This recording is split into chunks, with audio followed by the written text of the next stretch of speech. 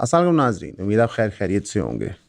Breaking news ये है कि साद रमान उर्फ डकी भाई पॉपुलर यूट्यूबर हैं, मैसिव फॉलोइंग है उनकी। उनकी बेल लाहौर हाई कोर्ट ने अप्रूव कर दी है। बेल अप्रूव हुई है 10 लाख रुपए पे, जिसके आई बिलीव वो मचल के जमा करा रहे होंगे, तो आज डकी भाई शाम तक रिलीज़ हो जाने चाहिए। डकी भाई कस्टडी में थे 17 अगस्त से, अभी है 24 नवंबर, यानी कि 17 अक्टूबर 17 नवंबर, 2 महीने से ज़्यादा। एक सिंपल वाइट कॉलर इन्वेस्टिगेशन के लिए इतनी तवील अरसे में बंदे को रखना, हालांकि आप उस बंदे को एग्जिट लिस्ट पर डाल सकते हैं। डकी ऐसा भी नहीं है कहीं जाकर छुप जाएगा, कोई सा क्रिमिनल नेटवर्क पीछे ऑपरेट नहीं करता। लेकिन बहरहाल उसको एनसीसीआई ने 2 महीने रखा और ये उनका स्टार केस था। एनसीसीआई ने जो एक न्यू बॉडी थी, अपनी एफिशिएंसी दिखाने के लिए सबसे बड़े पाकिस्तान के यूट्यूबर को पकड़ा, एक ऑब्वियसली वाइट कॉलर क्राइम के लिए, इसमें कोई शक तो हो रहा नहीं है। लेकिन फिर उस केस के साथ उन्होंने क्या किया, उनके जो गूफअप्स थे जब वो मंजरे आम पे आए, तो फेडरल गवर्नमेंट के लिए एक शर्मनाक वाक़या बन गया।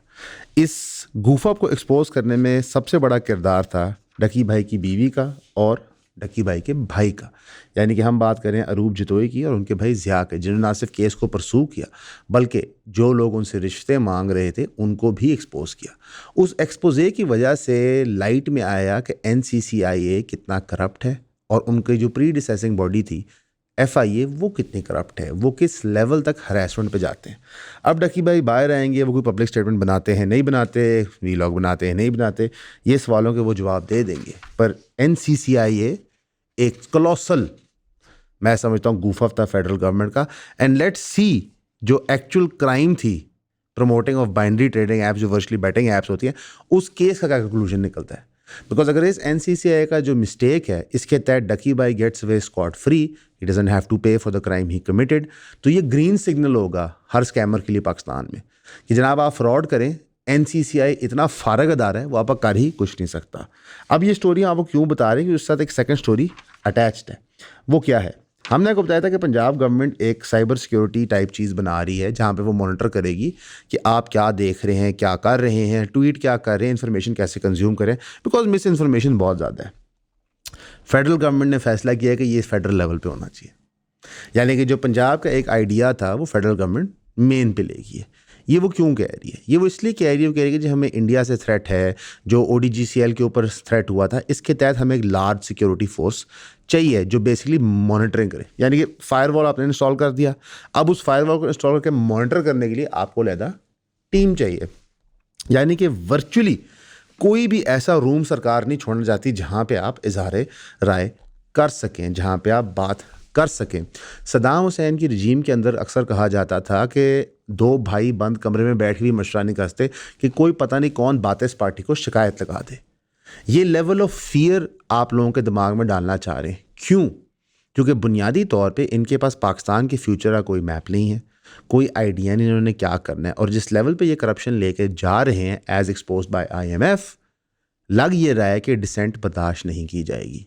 इनफैक्ट आहिस्ता आहिस्ता या तो लोग ख़रीदे जाएंगे या उनको दबा दिया जाएगा।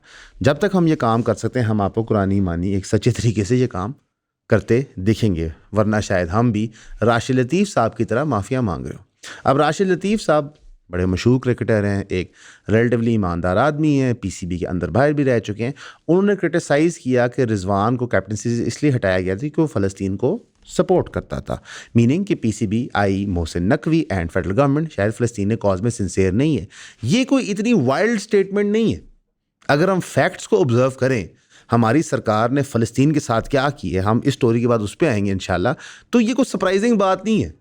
बट राशिद लतीफ़ साहब ने जब ये बात की तो मोहसिन नकवी साहब ने नोटिस लिया। इंटरेस्टिंगली इनफ नजम सेठी साहब ने इस पर कमेंट करते हुए कहा था कि आप एफआईए को एज अ टूल ना इस्तेमाल किया जा रहा है। एफआईए का नोटिस आ गया, अब एफआईए कौन सा इदारा है, किसके अंडर है? मोहसिन नकवी साहब के। तो ये बड़ा कन्वीनियंट है कि पीसीबी के चेयरमैन पर तनकीद होती है और वो अपनी दूसरी पोजीशन की पावर इस्तेमाल करके उस तनकीद करने वाले बंदे पे मुकदमा करता है। और इसकी आवाज़ उठाई नजम सेठी साहब ने, जिसके रिप्लाई मोहसिन नकवी साहब ने कहा जी मामला तो रिजॉल्व हो चुका है, राशिद लतीफ़ साहब ने माफ़ी मांग दी है। ज़ाहिर है माड़ा बंदा माफ़ी ही मांगता है, वो आपसे लड़ तो सकता नहीं है। जिस पर नजम सेठी ने डबल डाउन ने कहा कि सर मेरा पॉइंट आप समझे नहीं, मेरा पॉइंट ये है as chairman PCB and interior minister आप ऑपरेट नहीं कर सकते, you have too much power. जो पाकिस्तान क्रिकेट का हाल है वो आप सबके सामने है। हम ज़्यादा स्पोर्ट्स जर्नलिज्म करते ही नहीं है, तो हम उसको डिटेल रिव्यू बताएंगे इंशाल्लाह, आने वाले दिनों में हम करेंगे। कोई रॉकेट साइंस नहीं है, सिर्फ पढ़ना ही होता है। कोई चीज़ मुश्किल नहीं होती इस दुनिया के अंदर। ये जो बहुत बड़े बड़े सहाफ़ी हैं जिनको भी बड़े बड़े अवार्ड मिल रहे हैं, कभी कनेडियन MP बुला रहा है, कभी इंग्लैंड में मिल रहे हैं, ये कोई रॉकेट साइंस नहीं थी, सिर्फ आपने पढ़ना होता है। मैं अक्सर औकात ये कहता हूँ कि प्रॉपर्टी का काम और जर्नलिज्म का काम कोई भी कर सकता है। आप सिर्फ सच बोलें, पढ़ें, तो आप रिपोर्ट कर सकते हैं। तो लिहाजा आपको नज़र आता है कि रियासत किस तरफ मूव करिए। डिसेंट राशिद लतीफ़ करे, डिसेंट कोई और करे, they will crack down on you. Speaking of Israel and Palestine, Israel और पैलेस्टाइन का मामला सॉल्व हो गया। हमारी गवर्नमेंट सत्तू पी के सो गई है। रियलिटी ये है कि इसराइल ने लेबनान में अटैक कर दिया, और लेबनान के अटैक के अंदर उन्होंने हिजबुल्लाह का जो कमांडर था उसको शहीद कर दिया है, 5 और लोग उसके अलावा शहीद कर दिए, 28 लोगों को ज़ख्मी कर दिया है। ये तीसरी एक अटैम्प्ट थी लेबनान के अंदर जो इसराइल ने की थी। यानी कि एक सीज़फायर हुआ था लेबनान का, specially southern part of Lebanon और इसराइल का। इसराइल ने उसको वायलेट करके धज्जियाँ बखेर के अपना काम कंटिन्यू किया। बिजनेस एज यूजुअल है। यहाँ पे लोग सेलिब्रेट करेंगे, ज़ुरान ममदानी ने कह दिया है कि वो नेतन्याहू को अरेस्ट करेगा, लेकिन रियलिटी ये है कि इसराइल की जो जहरियत है उसको आप जब तक मिलिट्री चेक नहीं देंगे वो नहीं रुकेगा। It's as simple as that. Israel की जहरियत को रोकने में बहुत बड़ा किरदार जो फ़लस्तीनी ग्रुप्स थे वेस्ट बैंक में और गाज़ा के अंदर हिस्टोरिकली, वो थे कि वो स्टैंड अप करते थे इसराइल की जहारियत को, उनको कॉम्बैट करते थे और उनको जवाब देते थे। इसलिए इसराइल एक कैंडे में रहता था।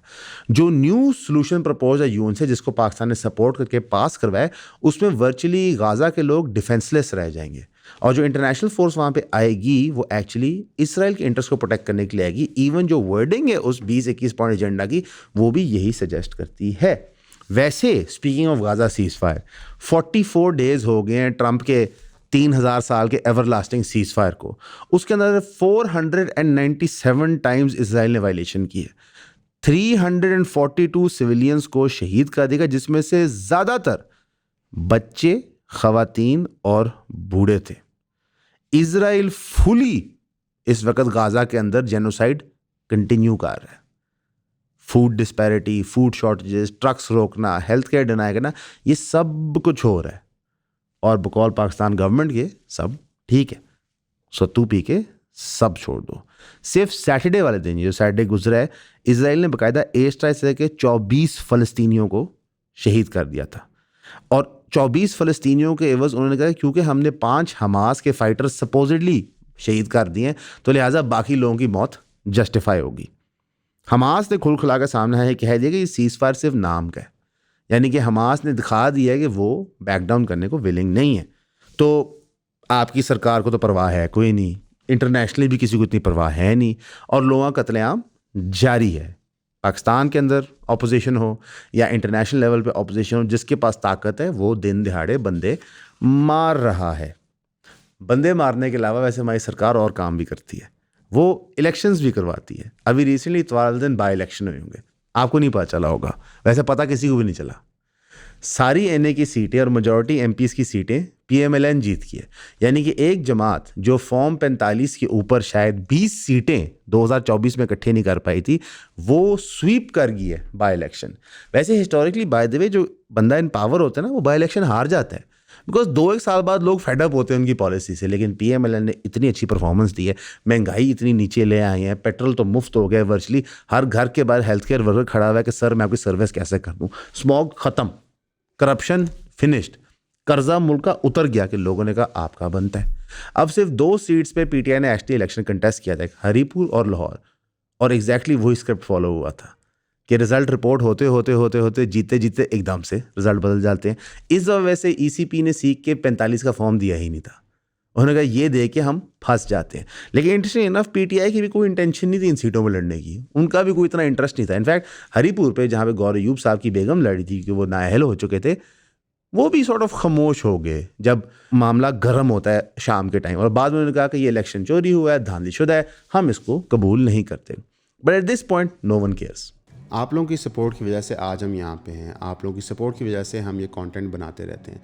आप लोगों की सपोर्ट हमें चाहे इनबॉक्स DM की मद में है, चाहे वो कमेंट की मद में है, या स्पेशली 3000 रुपये की सब्सक्रिप्शन की मद में है, हमारे काम को बहुत आगे लेके जाती है। हमें किसी प्लेटफॉर्म की तरफ से कोई सपोर्ट नहीं है। आपके सामने हमारा चैनल डिमोनेटाइज हुआ है, 1 दफ़ा नहीं 2 दफ़ा, उसकी वजूहत भी हमने आपको बताई हैं। डिमोनेटाइजेशन या फिर किसी की आवाज़ बंद कर देना बहुत गलत है, चाहे वो किसी भी इशू पे बात कर रहा हो। फ्रीडम ऑफ स्पीच के साथ खड़े हुए और हमें 3,000 रुपये की सब्सक्रिप्शन प्रोवाइड करें। हमने ऑलरेडी ज़्यादा कंटेंट प्रोड्यूस करना शुरू कर दिया अपने पेड सब्सक्राइबर्स के लिए, और हमारी इवेंचुअली कोशिश होगी कि जो हमारा आधा कंटेंट है वो पेड सब्सक्राइबर्स के लिए ही हो। तो ईऑन फैमिली का पार्ट बने, 3,000 रुपये दें, सब्सक्राइब करें। आई थिंक सैटरडे की सुबह भी सबको पता था नून लीग जीतेगी, और आज मंडे को जब हम क्लिप रिकॉर्ड कर रहे हैं तब भी सबको पता था नून लीग जीतेगी। And surprise surprise, Noon league ने ज़्यादातर अपने रिश्तेदार खड़े किए थे। छोटा सा मिसाल देता हूँ, फेडरल एडवाइज़र राना सनाउल्लाह के जो दामाद हैं राना अहमद शरियार, वो सीट जीते हैं।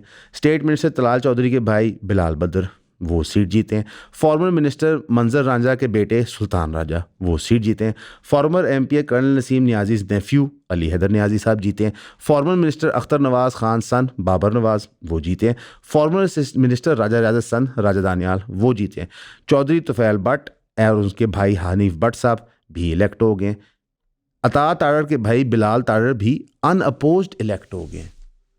तारड़ साहब के भाई, तारड़ साहब की मशहूरी इतनी है तो भाई तो बहुत दूर की आदमी है।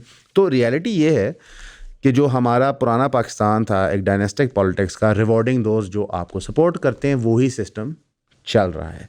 KP के CM ने कहा है कि हम विलिंग हैं फेडरल के साथ काम करने के लिए सिक्योरिटी के मामलात में, और हम अगली नेशनल सिक्योरिटी कमेटी की मीटिंग्स में जाएंगे। जब से मैं CM बना हूं तब से कोई कमेटी की मीटिंग हुई ही नहीं है, तो मैं कैसे जा सकता हूं।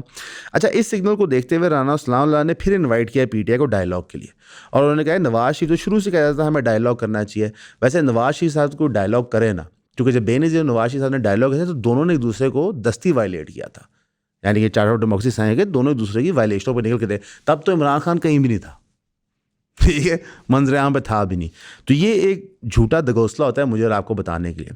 लेकिन एक KP के ऊपर जेन्युइन प्रॉब्लम ज़रूर है और इसको हमें एड्रेस करना चाहिए, वो है नारकोटिक्स की। जब तालिबान की रजीम ने टेक ओवर किया अफगानिस्तान को, तो दोबारा से उन्होंने नारकोटिक्स का कारोबार वहाँ ख़त्म किया, जिस तरह उन्होंने 94 के अंदर किया था।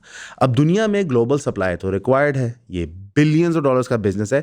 तो हमें नज़र आया कि बलूचिस्तान और KPK के अंदर बहुत सारे फार्म्स खुलना शुरू हुए, जिसके अंदर local politicians, military bureaucracy, FC सब इन्वॉल्व थे। हमारे बॉर्डर के पार कोई चीज़ नहीं जा सकती जब तक कि बॉर्डर फोर्सेस को पता ना हो, और अगर जा रही है तो ये बहुत खौफनाक बात है। क्योंकि बाजवा साहब ने जब ड्यूरन लाइन पे बाड़ लगाई थी तो हमें बताया गया था कि ये अरबों रुपए खर्च किए जा रहे हैं ताकि स्मगलिंग रुक सके। वो आज तक नहीं रुक सकी। इट्स ऑलमोस्ट एज इफ कि जो पाकिस्तान में स्मगलिंग हो रही थी वो पहले भी ताकतवर लोगों को पता थी, आज भी ताकतवर लोगों को पता है। इनफैक्ट ये एलेज किया जाता है कि जो नए CM हैं उनके अपने हल्के के अंदर नारकोटिक्स की फैक्ट्रीज हैं, और जो PM के स्पेशल कोऑर्डिनेटर हैं फॉर PTI इख्तियार वली साहब, वो कहते हैं कि इनको रिज़ाइन कर देना चाहिए, क्योंकि सारा का सारा नारकोटिक्स जो है वो इस वक्त फंड कर रहा है किसको? TTP को, टेररिज्म को। अच्छा, interestingly enough Afghanistan is not a purchaser आपके प्रोडक्ट का, Iran is also not a purchaser आपके प्रोडक्ट का, क्योंकि अफगानिस्तान परचेज करके क्या करेगा? लैंडलॉक कंट्री है, दुनिया का सप्लाई तो दे नहीं सकते, और जहाँ पे उन्होंने ऊपर जाना है वहाँ पे अबंडेंट सप्लाई मौजूद है। ईरान का पोर्ट हाउएवर इस्तेमाल होता है, और कराची पोर्ट भी इस्तेमाल होता है। तो आई एम सरप्राइज कि KP या बलूचिस्तान में लेट से ड्रग फार्मिंग होती है और फिर वो ऑल द वे हमारे पोर्ट्स तक पहुंचती है, ड्राई पोर्ट्स तक पहुंचती है, फिर वहाँ से दुनिया भर भेजी जाती है। सो इट्स नॉट कि सिर्फ ये KP के CM करा रहे हैं, if you know what I mean.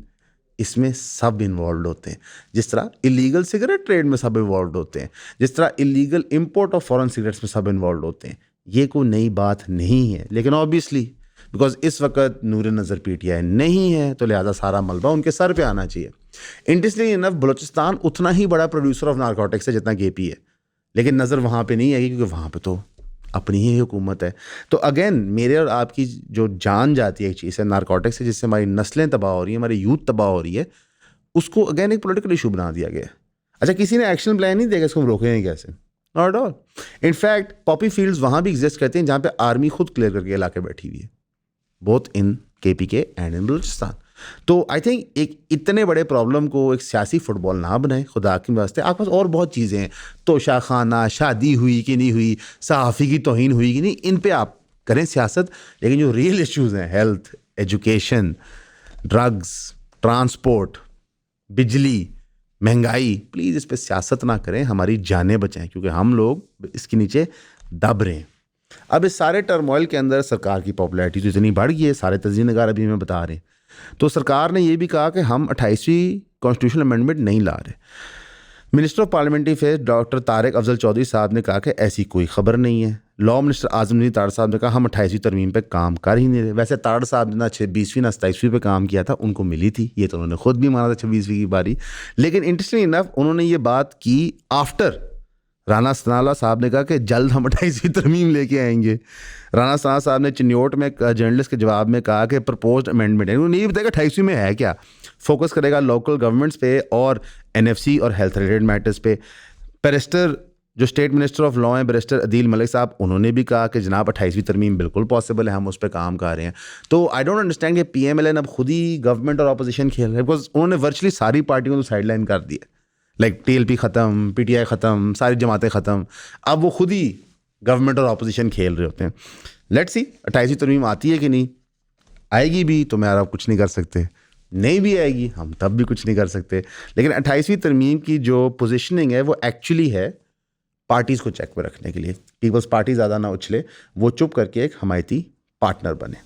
अब कुछ अर्सा पहले हमने आपको एक रिपोर्ट दी थी कि जनाब FIA को नई ट्रैवल रेगुलेशंस लगाई हैं, जिसके तहत लोगों को 18वें ग्रेड के अफसर का एक एफिडेविट लेना होगा या अबव, स्पेशली जो मिडल ईस्ट में काम करने जा रहे हैं, और वो ये गारंटी दें कि वो यूरोप बजरिए कश्ती भाग नहीं जाएंगे।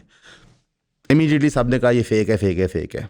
लेकिन होता क्या है कि हंड्रेड्स ऑफ लोग पिछले कुछ दिनों में लाहौर और कराची एयरपोर्ट से ऑफ बोर्ड कर दिए जाते हैं, और साइट ये किया जाता है कि आपके पास रिक्विजिट फॉर्म्स नहीं है। गालबन 150 पैसेंजर्स को पिछले हफ्ते रोका जाते हैं, और सारे गल्फ और एशिया जा रहे थे, और वहाँ से डर था कि वो इलीगली एंटर करेंगे। जो OEC डिपार्टमेंट था उसके वर्कर्स को नहीं रोका गया, और प्राइवेट एजेंसी के वर्कर्स को सिर्फ तब इजाज़त दी गई जब वेरिफिकेशन होगी। FIA ने कहा कि जनाब इसमें इंक्वायरी करें, हमने ऐसे कोई रूल्स नहीं लगाए। Minister of overseas Pakistan Saleh Hussain ने कहा कि इमीडिएट रेजोल्यूशन हो, लेकिन कोई किसी को नहीं पता क्या हो रहा है। अब ये एक नॉन पोलिटिकल इशू है, जैसे इसका कोई PTI PML कोई ताल्लुक नहीं है, this is just government inefficiency. फिर हमने को बताया था कि पंजाब शायद पासपोर्ट होल्डर इशू भी है कि अगर आप फर्स्ट टाइम फ्लायर हैं और आप पंजाबी पासपोर्ट होल्डर हैं तो आप कराची से फ्लाई आउट नहीं कर सकते। 57 पैसेंजर्स को सिर्फ सऊदी एयरलाइन फ़्लाइट से उतार दिया गया था, वो भी पिलग्रिमेज वाली फ़्लाइट से इंक्लूड करके, और इसकी वजह से लोगों को ज़ाहिर महंगा नुकसान हुआ। लोगों की कनेक्टिंग फ़्लाइट्स होती हैं, लोगों ने आगे होटल बुकिंग्स कराई होती हैं, गाड़ियाँ अरेंज की होती हैं, वो सारा पैसा लूज़ होता है। FIA का रिस्पॉन्स क्या था, हमने तो ऐसा किया कुछ नहीं, कि नहीं सारे पैसेंजर्स फ्रॉम पंजाब ट्रैवल करें नॉर्मली, सब चंगा है, बिल्कुल परेशान नहीं होना। तो ये गवर्नमेंट क्या करती है, आपके राइट्स छीनती है, आपकी आवाज़ दबाती है, करप्शन करती है, खुद पॉलिसीज़ बनाती है, फिर खुद कहती है हमने नहीं बनाई, उनको वापस ले लेती है, तरमीमें करती है, फिर कहती है अगली तरमीम आ रही है, फिर कहते हैं नहीं आ रही। तो ये एक अजीब सी गेम खेल रहे हैं। इट्स ऑलमोस्ट एज इफ़ हमारी करंट गवर्नमेंट को नहीं पता गवर्नमेंट में क्या हो रहा है। इट्स ऑलमोस्ट एज इफ़ कि कोई गैबी ताकत गवर्नमेंट को चला रही है। मेरे ख्याल है मरोज साहब इतनी ढके छुपे अल्फाज इस्तेमाल करें या थोड़ा खुल के आएँ।